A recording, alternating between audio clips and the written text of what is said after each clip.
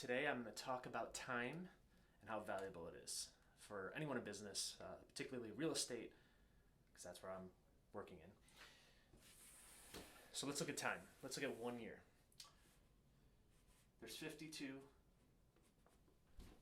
weeks in a year, and in every week we have 5 working days. Let's assume Monday through Friday. Every day we're going to work 8 hours. It's a full-time work schedule, 40 hours a week, 8 hours a day.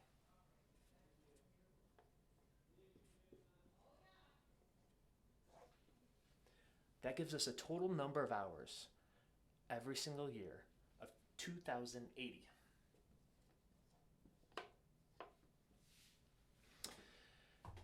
Now this is a little deceiving because let's actually look at the time we spent. Instead of 52 weeks, we spend probably 49, let's call it 50, get a couple weeks off, 10 days throughout the year.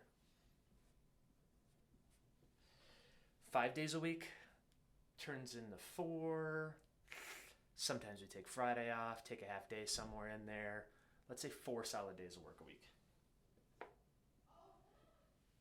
8 hours a day. Now, if you get in early, you're locked and loaded, ready to rock at 9 a.m. You work until 5, work right through a lunch. That's not the norm.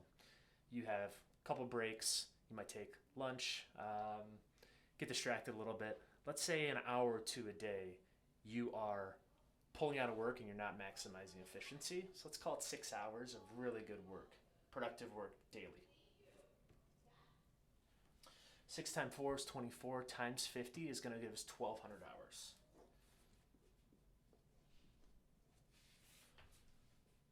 That's almost half as much of the time we started with. Now, 1,200 productive working hours per year. Let's look at that.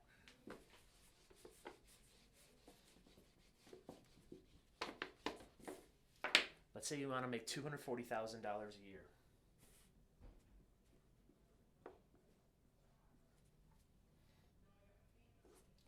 You got to divide that by the 1,200 working hours that you're producing for revenue towards your income goal.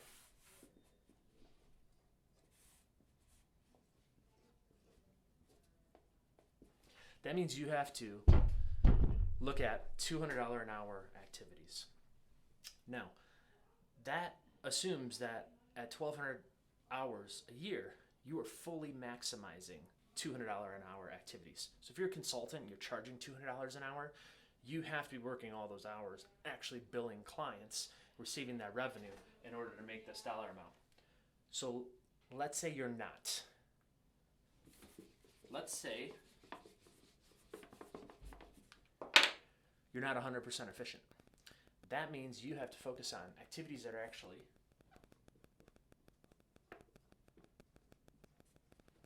$400 to $500 an hour. So that way you average out $200 an hour.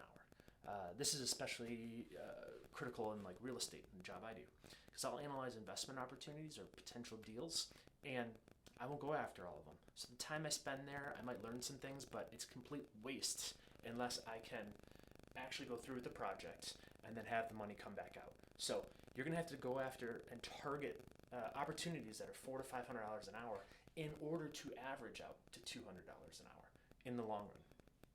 Now let's look at an example. Let's say you're a real estate agent. You want to market and sell a property.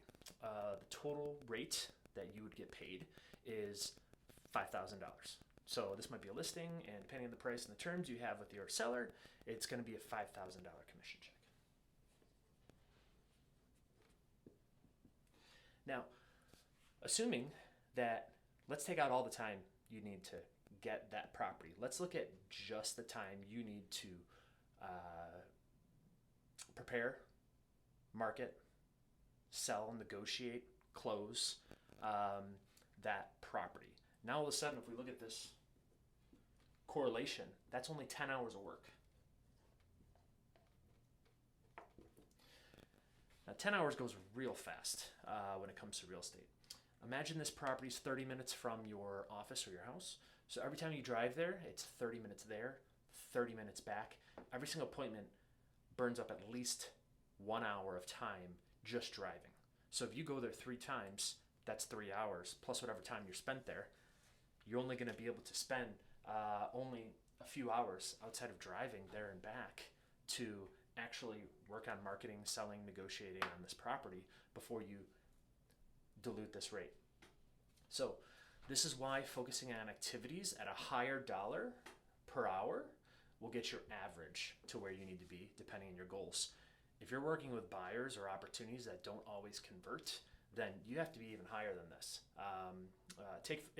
For example, you have a buyer that may not purchase. Buyers are only going to purchase like 30 to 40% of the time they're actually going to convert. So now all of a sudden, if you're showing 10 houses and you're driving and the potential commission is not going to be much higher than this, all of a sudden you're going to burn up that time and you're only going to be making $20, $30 an hour.